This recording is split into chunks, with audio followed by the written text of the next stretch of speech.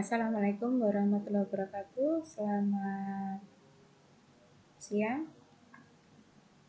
Untuk pertemuan yang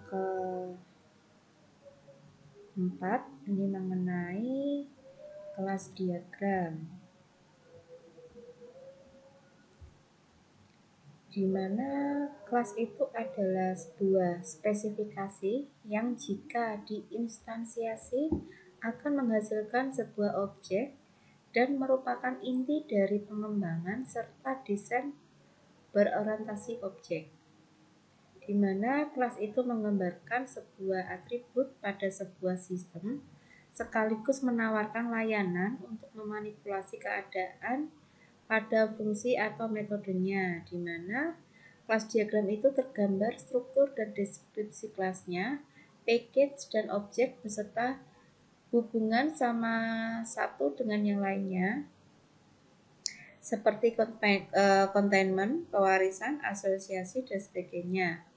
Untuk kelas diagram ini memberikan pandangan secara luas dari sebuah sistem dengan menunjukkan kelas-kelas dan hubungan mereka, di mana diagram kelas ini sifatnya adalah statis, yaitu menggambarkan hubungan apa yang terjadi dan bukanlah apa yang terjadi jika mereka berhubungan. Jelas ya di sini, menggambarkan hubungan apa yang terjadi, bukan apa yang terjadi jika mereka berhubungan.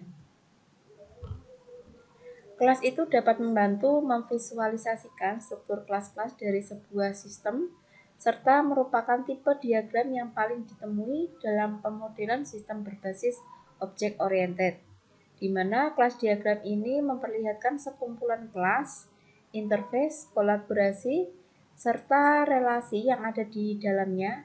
Kemudian pada saat proses analisanya, kelas diagram ini memperhatikan beberapa aturan dan tanggung jawab entitas dalam menentukan perilaku dari sebuah sistem.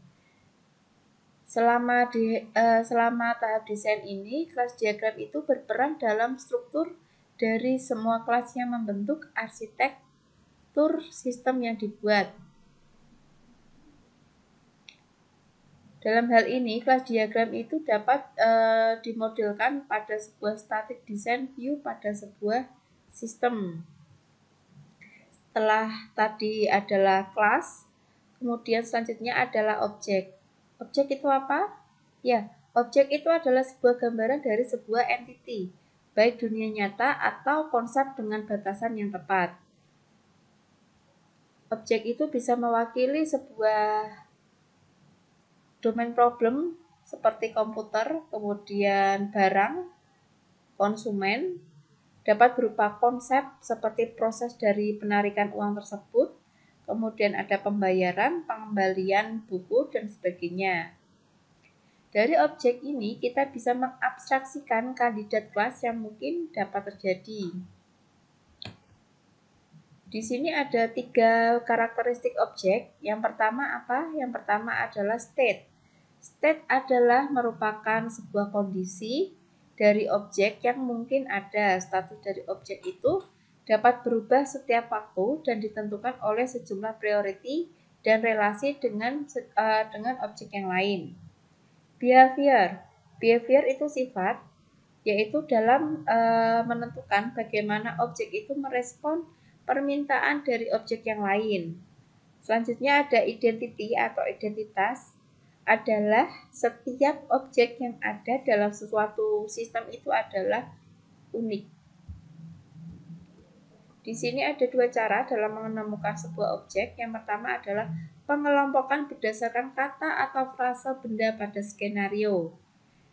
Yang kedua adalah berdasarkan daftar kategori objek. Yang pertama ada contohnya di sini ada objek fisik, spesifikasi atau rancangan, kemudian tempatnya atau gudangnya, transaksinya adalah di sini penjualan, butir yang terlibat contohnya adalah barang yang terjual, kemudian peran itu adalah pelanggannya, kemudian wadah itu seperti pesawat terbang, dan benda yang diwadahi adalah penumpang.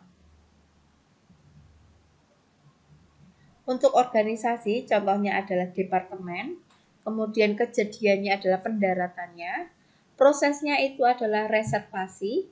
Aturan atau kebijakan itu adalah contohnya di sini aturan diskon.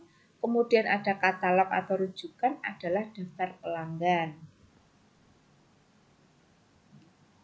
Kandidat kelas. Apa itu kandidat kelas? Kandidat kelas itu dapat ditemukan atau dapat kita tentukan dengan melihat skenario use case yang telah kita buat. Kandidat kelas tersebut dapat diambil dari kata benda yang muncul dari skenario use case. Contohnya di sini adalah barang, cash register, kasir, kemudian ada pembayaran, struk, dan penjualan.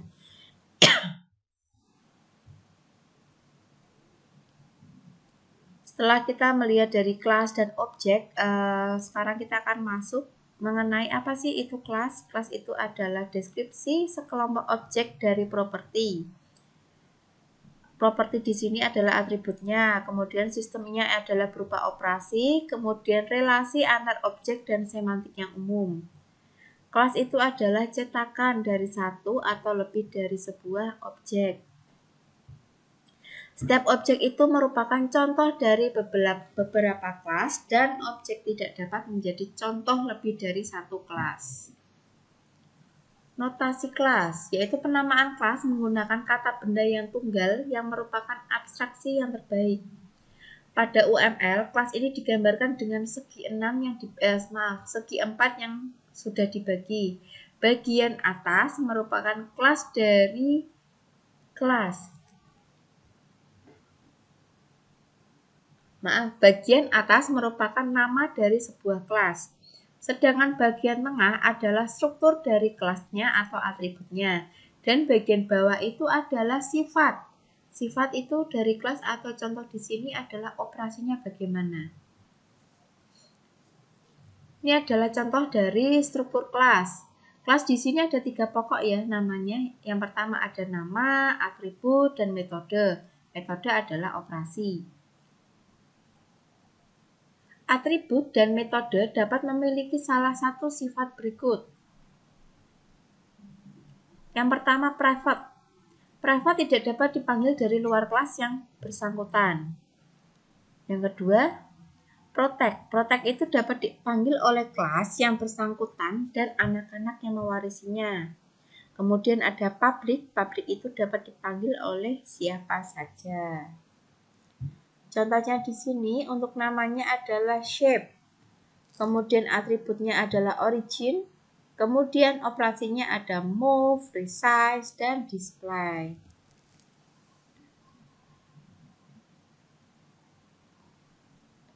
Ini adalah contoh penggambarannya, ada class dan appointment.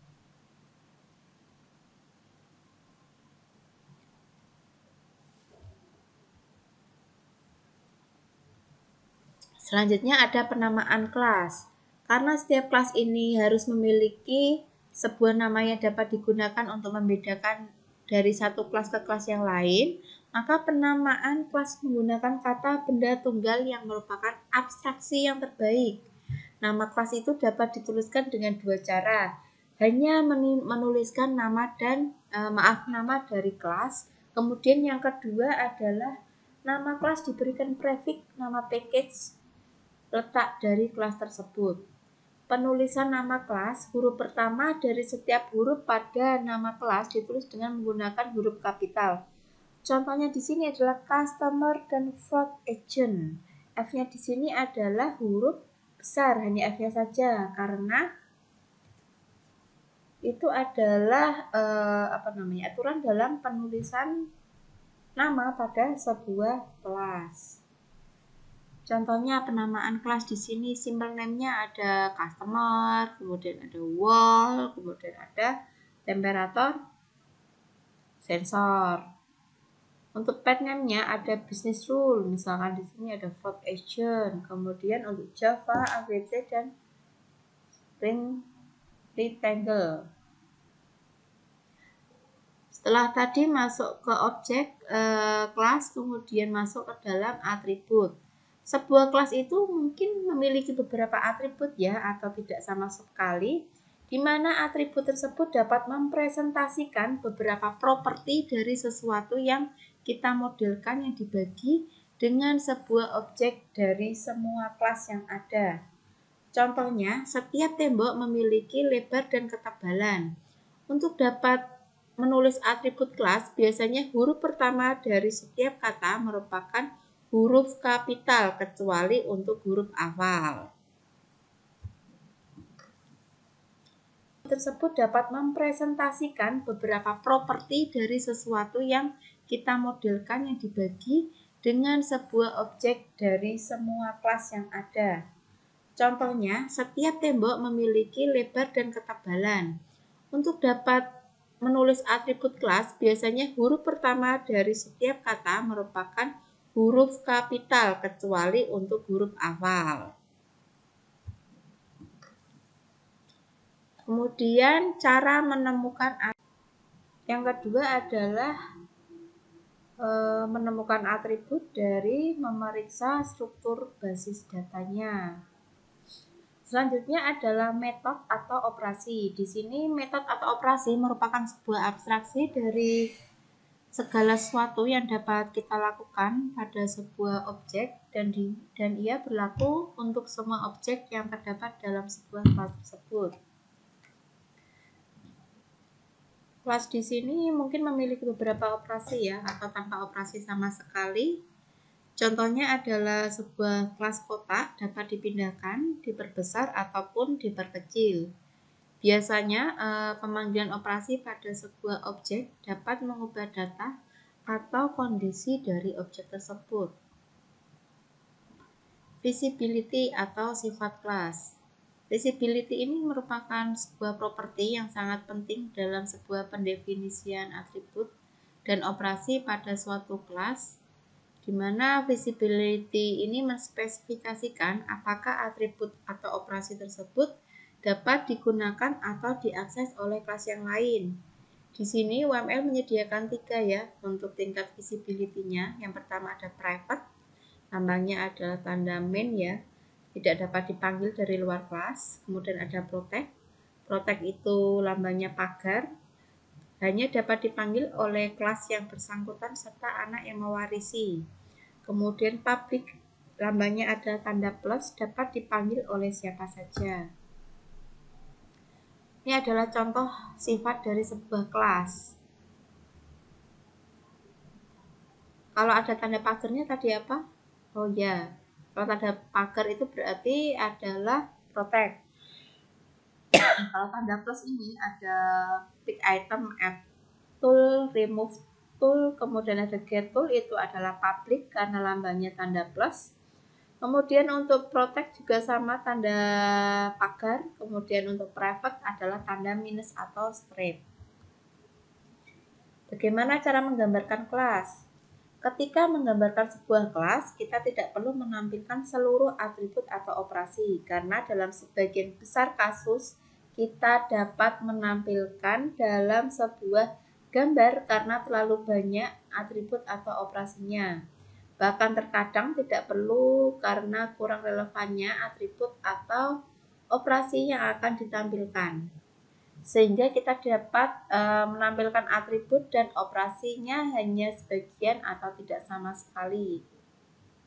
Kosongnya tempat pengisian bukan berarti tidak ada, karena itu kita dapat menambahkan tanda elip pada akhir daftar yang menunjukkan masih ada atribut atau operasi yang lain.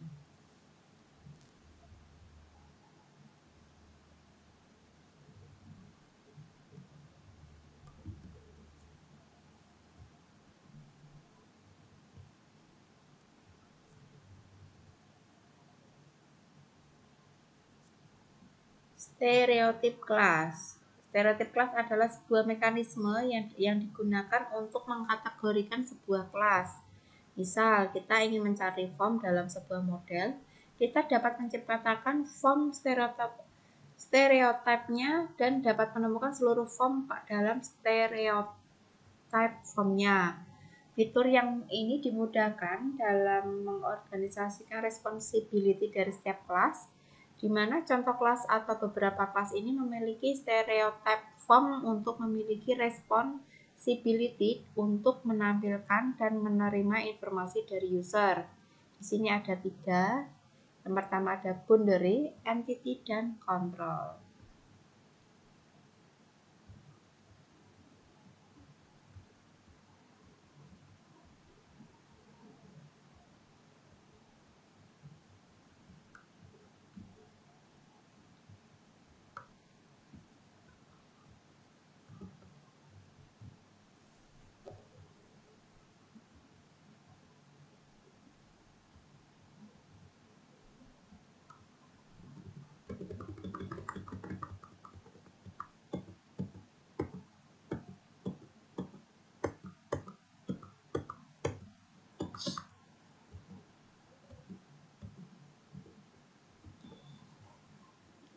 Yang pertama yang akan kita bahas lagi adalah boundary class.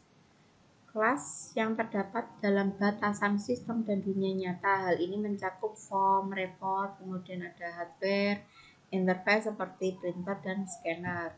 Boundary class ini dapat diidentifikasi dari use case diagram. Minimal terdapat satu boundary class dalam sebuah relasi aktor dengan use case-nya.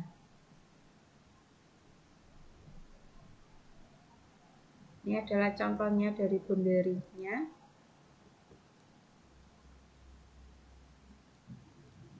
Entity class. Entity class itu menyimpan informasi yang mungkin akan disimpan dalam sebuah storage.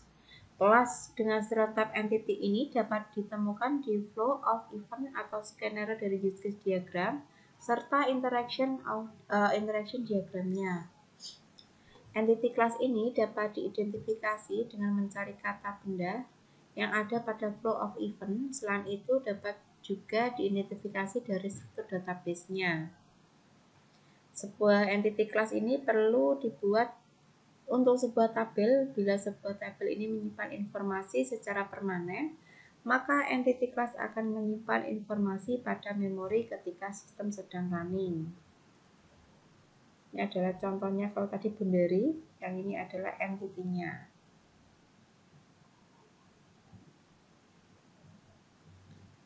Selanjutnya ada control class.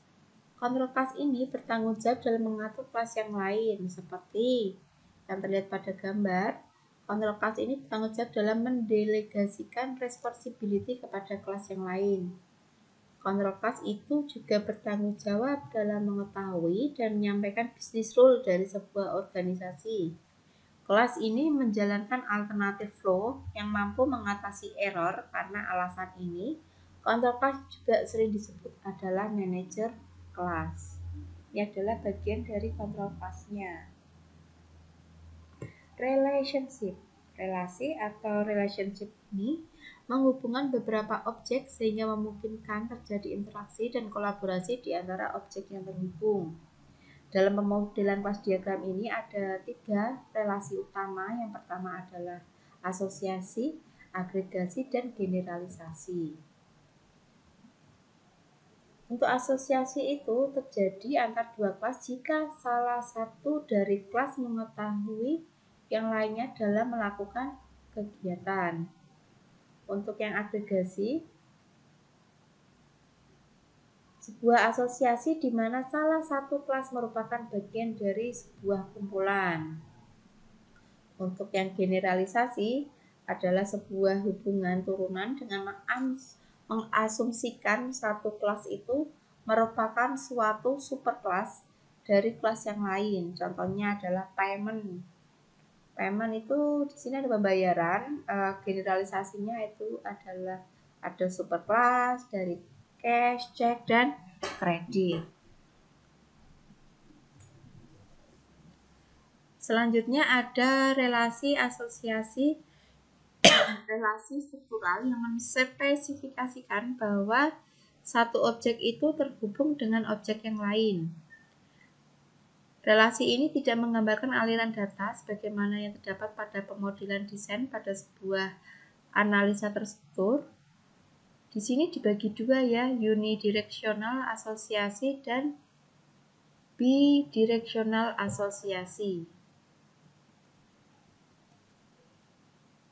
Ini adalah contoh dari asosiasi unidirectional.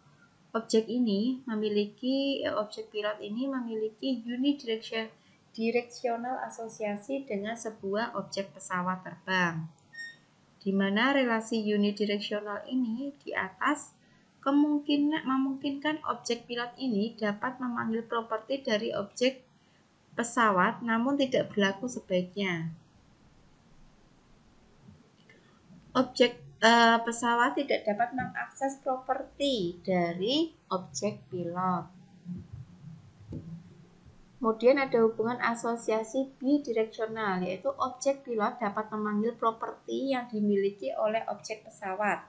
Begitu juga dengan sebaliknya, objek pesawat dapat memanggil properti dari objek pilot.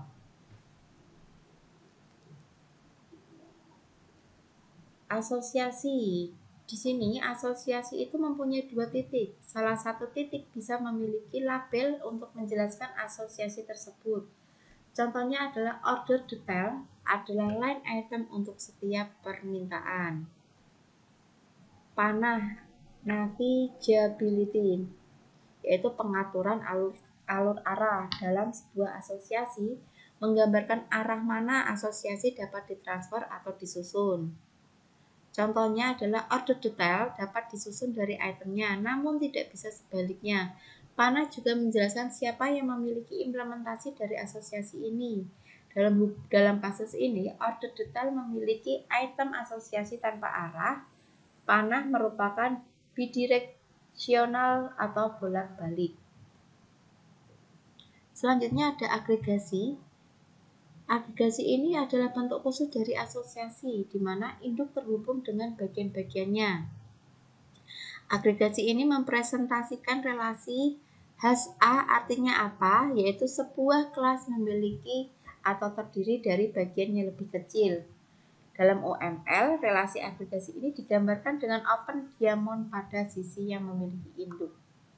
Ini adalah contoh dari sebuah agregasi.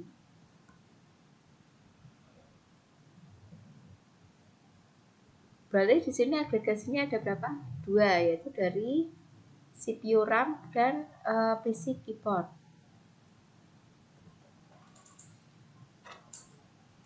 Selanjutnya ada multiplicity, yaitu penentuan atau pendefinisian banyak objek yang terhubung dalam sebuah kelas.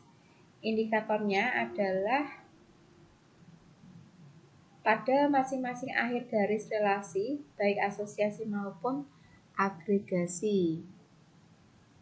Di sini multiplicity ada beberapa ya. Yang pertama 0.1 artinya 0 atau satu bagian. Notasi M ini menerangkan bahwa N sampai M bagian.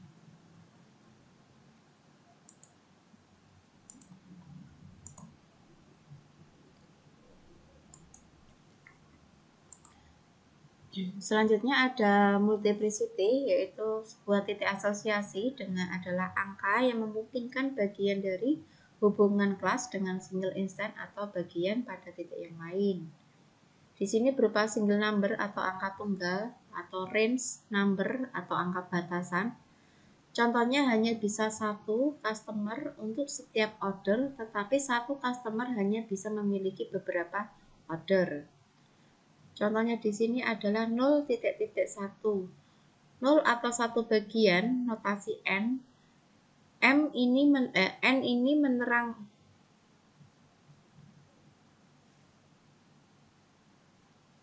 Contohnya di sini adalah multiplicities 0.1 artinya apa? 0 atau bagian atau satu bagian. Notasi N.M menerangkan N sampai dengan M bagian. 0 bintang atau bintang saja artinya apa? Tak hingga pada jangkauan bagian. 1 yaitu adalah tepat satu bagian, kemudian 1 bintang sedikitnya hanya satu bagian saja. Ini adalah contohnya 0.1 yaitu seseorang hanya mempunyai satu alamat saja.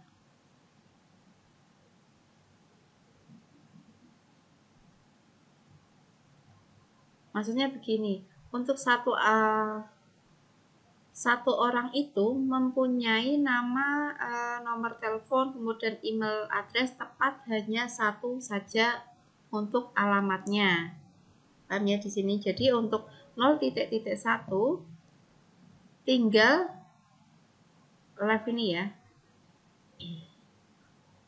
0.1 left at 1 artinya di sini adalah 0 atau 1 bagian dari orang ini hanya mempunyai satu alamat tinggal di sini. Satu alamat tinggal. Left at hanya satu, dia tinggal, bukan ini adalah alamat tinggalnya. Dia berdomisili atau tinggalnya. Selanjutnya adalah dependensi. Dependensi adalah sebuah relasi yang menyebutkan bahwa perubahan pada sebuah kelas, misal kelas event, maka akan dapat mempengaruhi kelas lain. Pada umumnya, relasi dependensi dalam sebuah konteks kelas diagram ini digunakan apabila terdapat satu kelas yang menggunakan atau menginstan kelas lain sebagai argumen dari sebuah metode. Contohnya adalah spesifikasi dari kelas channel berubah, maka metode play on pada sebuah kelas film klip juga akan berubah.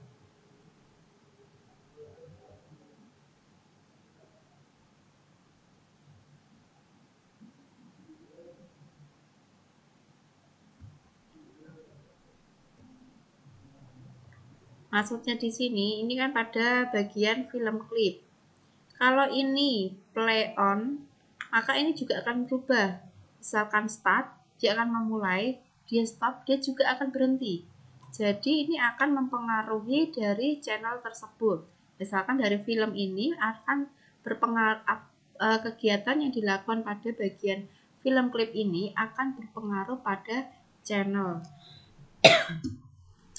Inheritance. Apa itu inheritance? Yaitu adalah salah satu karakteristik dalam sebuah pemrograman berorientasi objek, di mana kelas dapat mewarisi atau inherit sifat-sifat dalam sebuah atribut dan operasinya. Kelas yang menurunkan sifat disebut superkelas, sedangkan kelas yang mewarisi sifat dari superkelas disebut adalah subkelas. Inheritance di sini disebut juga dengan hierarki atau adalah sebuah atau kind of sejenis subkelas dapat memiliki atau menggunakan atribut dan operasi tambahan yang hanya berlaku pada tingkat hierarkinya.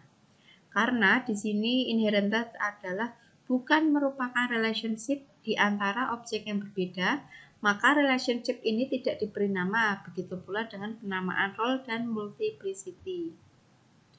Selanjutnya ada generalization. Abstract class, jika sebuah kelas ini hanya diperlukan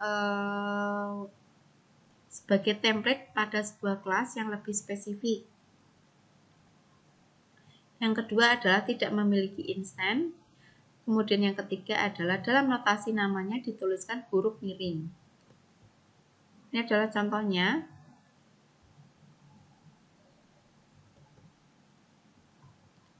Untuk yang generalization.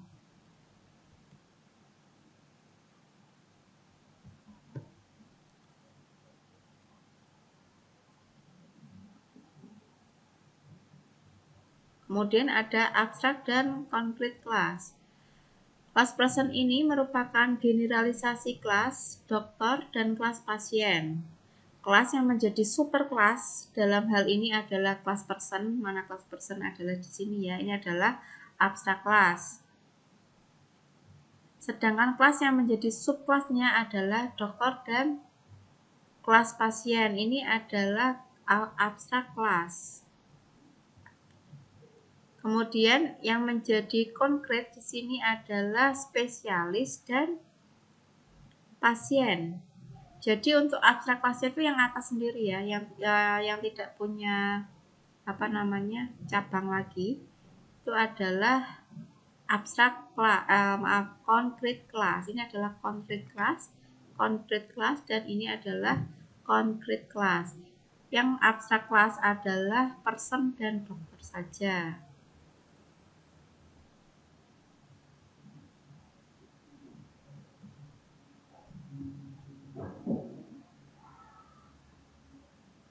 Ini juga simbol dari kelas diagram, ada package. Kemudian package ini adalah bungkus dari sebuah satu atau lebih dari satu kelas. Kemudian simbol dari kelas itu sendiri bentuknya kotak ya, kotaknya dibagi dua, kotaknya ada untuk nama kelasnya apa, kemudian ada atribut dan operasinya apa. Kemudian untuk antarmuka atau interface-nya itu berupa lingkaran. Kemudian untuk asosiasinya adalah atau hubungannya relasi berupa garis. Untuk asosiasi berarah yaitu kelas 1 digunakan oleh kelas yang lain. Asosiasi biasanya juga disertai dengan multiplicity. Generalisasi yaitu relasi antar kelas dengan makna generasi spesialis. Kebergantungan atau dependensi, relasi antar kelas dengan makna. Itu adalah panah terbuka, kemudian ada agregasi yang ujungnya itu adalah belah ketupat, relasi antar kelas dengan makna semua bagian.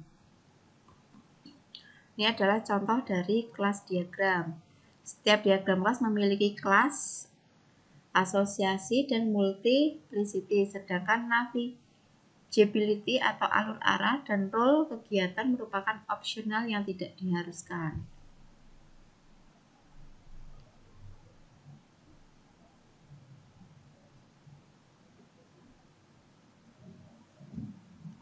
Yang pertama di sini adalah customer. Customer ini tadi apa? Satu ke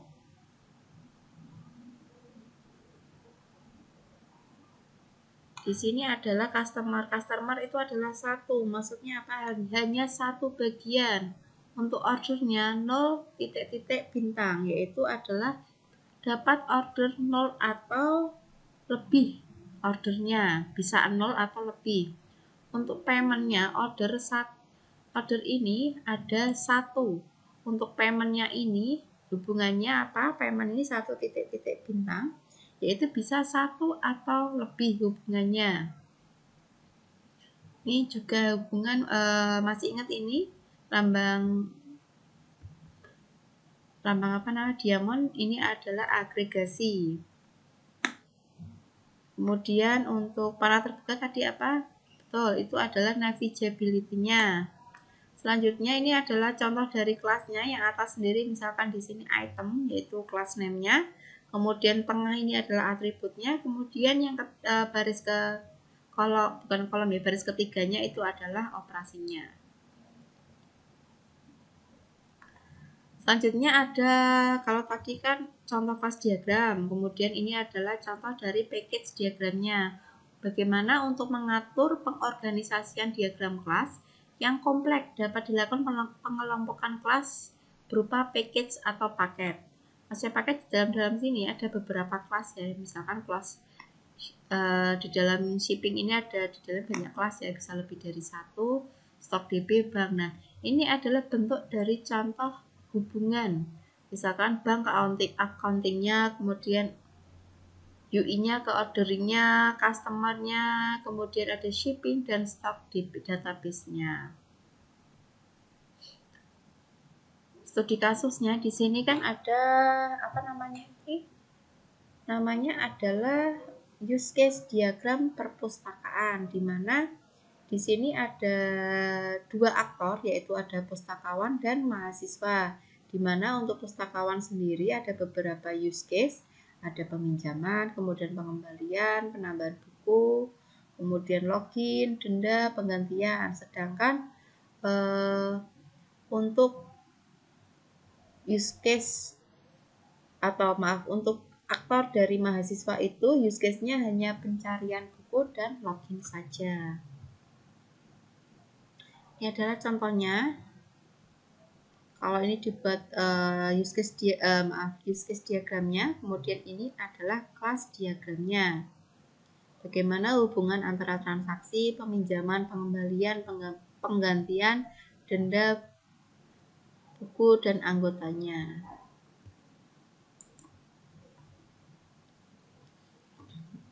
Saya kira sudah jelas ya mengenai pemanfaatan dari bagian UML yaitu kelas diagram. Sekian dulu untuk pertemuan yang 5 ini mengenai kelas diagram. Terima kasih. Wassalamualaikum warahmatullahi wabarakatuh.